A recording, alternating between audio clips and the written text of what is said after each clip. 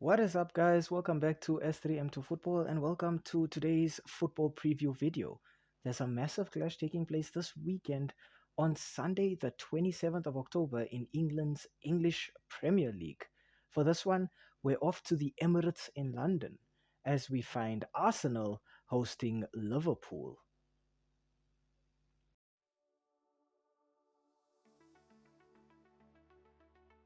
We start off our team analysis here with the home side being Arsenal. The last five fixtures for the Gunners have ended in 4 wins and 1 loss. Arsenal's last match was a 1-0 win at home against Shakhtar Donetsk in the Champions League earlier this week. In these last five fixtures, Mikel Arteta's team has scored 9 goals and conceded just 5. So they're getting goals, they're keeping clean sheets. Arsenal are looking pretty decent right now.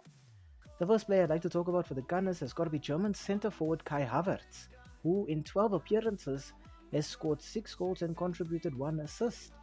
With Kai Havertz, I think Arsenal have a centre forward who is intelligent, who's got very good vision, and who's always looking to build up moves with his teammates and just connect passes so that they can move together as a team.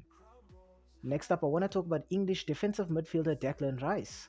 In 11 appearances for Arsenal this season, Declan Rice has scored 1 goal and contributed 1 assist. In Declan Rice, I think Arsenal have a midfielder who's got a great passing range and accuracy. He's box to box, so he's got great stamina, and he's got an ability to control the ball and by extension to control the tempo of the game. And finally, I want to talk about Spanish goalkeeper David Raya. In 11 appearances, David Raya has conceded 8 goals and kept 6 clean sheets.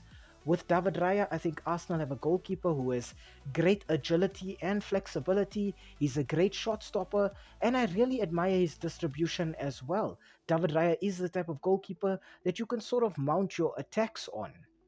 In terms of injuries, I think the Gunners are definitely going to be missing the services of left winger Bukayo Saka, who's out with a leg injury, central attacking midfielder Martin Odegaard, who's out with an ankle issue, and then Saliba as well, who will be missing at centre back due to a red card. Calafiori did pick up an issue midweek against Shakhtar, and they'll be hoping that he makes it back in time to feature in this match. Nevertheless, I think Coach Mikel Arteta is still going to line his team up with his 4-4-2 formation with that double pivot of Thomas Partey and Declan Rice in the heart of midfield.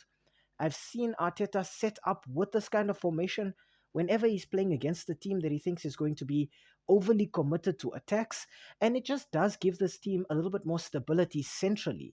Havertz and Trossard up front as a strike duo, it gives this team both flexibility, pace, and a little bit of agility there so that they can pass the ball or dribble it through the opposition defense.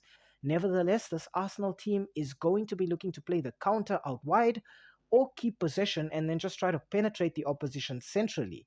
I think Arsenal are the type of team that have more than one plan when they approach a game, and they're looking to sort of use all of those schemes and plans in the background to just hurt the opposition.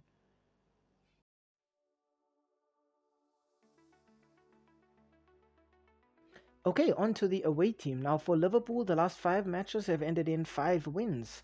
Arne Slot's team's last time out was a 1-0 win midweek in the Champions League away at Leipzig. Liverpool have scored 8 goals in these last 5 matches and they've conceded just 2. So, a lot like Arsenal, Liverpool are getting goals, but they're even better in the defensive department. The first player I've got to talk about for the Reds from Liverpool has got to be Egyptian right winger Mohamed Salah, who has scored 7 goals and contributed 7 assists in just 12 appearances. With Mohamed Salah, I think Liverpool have a wide, creative player who's very good with dribbling, he's got great pace, and his finishing is always very, very accurate. Next up, I want to talk about Hungarian central midfielder Dominik Szoboszlai. In 11 appearances for Liverpool, Szoboszlai has scored 1 goal and contributed 3 assists, with great vision, great passing, and who's got an exceptionally good work rate. And finally, I want to talk about Dutch centre-back Virgil van Dijk, who in 11 appearances has scored just 1 goal. With Van Dijk, I think Liverpool have a centre-back with great strength, great intelligence, great physicality, and great leadership qualities. Virgil van Dijk is always looking to inspire and motivate his team at any opportunity. In terms of injuries, I think the Reds of Liverpool are going to miss goalkeeper Alisson Becker as well as defender Harvey Elliott, but I don't think it poses too many issues for Arne Slot in terms of formation and team selection. I'm expecting Liverpool to line up in their classic 4-2-3-1 formation with Dominic Sobozalai in that number 10 position to just play the final ball either to Mohamed Salah on the right, Diogo Jota up front, or Luis Diaz, Cody Gakpo, doesn't really matter. Mohamed Salah, I think, is going to be the one player who's definitely in this lineup up front, just to add a bit of width and creativity out wide, and to give them a bit of finishing threat from that right wing as well. Liverpool will be looking to counter attack at any given opportunity. And what I like about Arne Slot is he's given this team the option to now counter attack centrally. A few seasons ago, we saw Liverpool just using the wings to maximum effect, but now with players like Sobozalai, Endo, and McAllister, Liverpool can also pose a lot of major threats centrally as well.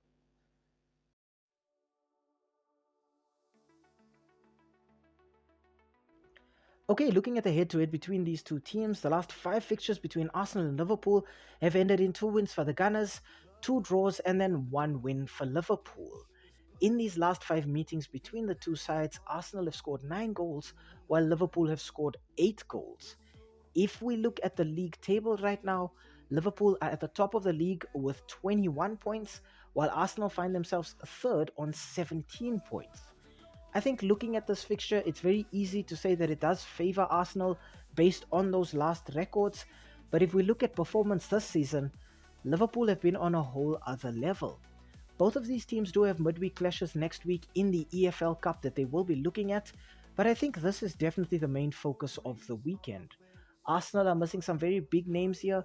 Players like Trossard and Gabriel Jesus are going to have to step up to compensate for them missing players like Bukayo Saka and Martin Odegaard. Liverpool can make it 10 wins in a row here, and they're looking to just heap further misery on any team that comes up against them right now. In Arsenal, Liverpool do come up against an opponent who's very, very strong against them, particularly in the league. If we look at those very good results for Arsenal, the two draws and the two wins all came in the league, but most importantly, the two wins were at home at the Emirates, and this match is being played at the Emirates. So Arsenal definitely do come into this one with a home ground advantage. I think Liverpool, also knowing that they have their full team at their disposal, does sort of counteract Arsenal's advantage psychologically. If we look at the records this season, Arsenal have been very good at the Emirates. They've been unbeaten at home this season, but Liverpool have actually won all of their away games this season. So it does create a situation of unstoppable force versus immovable object. I think also looking at the performances of both of these teams midweek in the Champions League, they were efficient results, but I think perhaps Liverpool did have to play against a tougher opponent in Leipzig and they had to get the job done in Germany, while Arsenal played at home in London. I think for me, the deciding factor here is actually the log placements, with Arsenal in third, Manchester City in second, and Liverpool in first. I think the only winners in this match is actually going to be Manchester City. A win for Arsenal just means that City are given an opportunity to grab top spot from Liverpool. A win for Liverpool means that City can keep the pressure up on the Reds and create a bit of distance between themselves and Arsenal.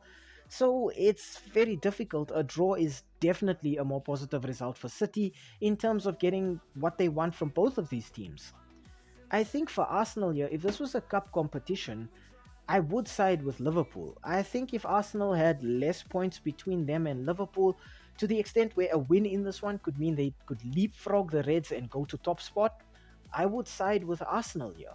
But looking at league placement, looking at form coming into this one, and looking at the players that are available to these coaches, I have to side with Liverpool here. I think Arne Slot's team have just too much efficiency right now. They were a very strong team on the counter, but Liverpool did have some weaknesses, and Arne Slot was able to come in, identify those weaknesses, and fix them. I think the main weakness that I think that Arne Slot has focused on in this Liverpool team has got to be that fragility that they had in midfield. He's brought in players like McAllister, Sobozalai, and Endo to just give them a bit of stability but also creativity down the spine of this team. And I think it's paid off dividends for this Liverpool team and for Arne Slot by extension. My final score prediction here is going to be Arsenal 1, Liverpool 2. I think the Gunners do score here. I think Liverpool have been very solid at the back, but I think if Arsenal play this one intelligently on the counter, they can get one goal. But I think missing Saliba at the heart of Arsenal's defense is really going to cost this team. I think Saliba has been the rock on which Arteta has built his defense, and without Saliba, they have major issues at centre back. And I think players like Diogo Jota, Cody Gakpo, Luis Diaz, and Mohamed Salah are going to look to sort of hound and harass this opposition defense as much as they can. And without Saliba, I think this Arsenal defense looks a lot more fragile.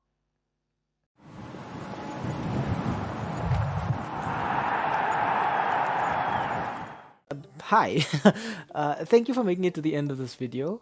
We really appreciate the watch time and the fact that you took some time out of your day to spend it with us talking about the sport that we all love. If you enjoyed the content, why not, drop a like down below or comment in the comment section. Maybe even consider subscribing to the channel. And I mean, while you are here right now, have a look at some of our old videos too. They should be appearing on the screen right now, along with that subscribe button. So you know exactly what to do. Um, Thank you so much. It really helps with the YouTube algorithm. And have a great day out there. And we hope to see you again very, very soon. Thanks. Stay safe.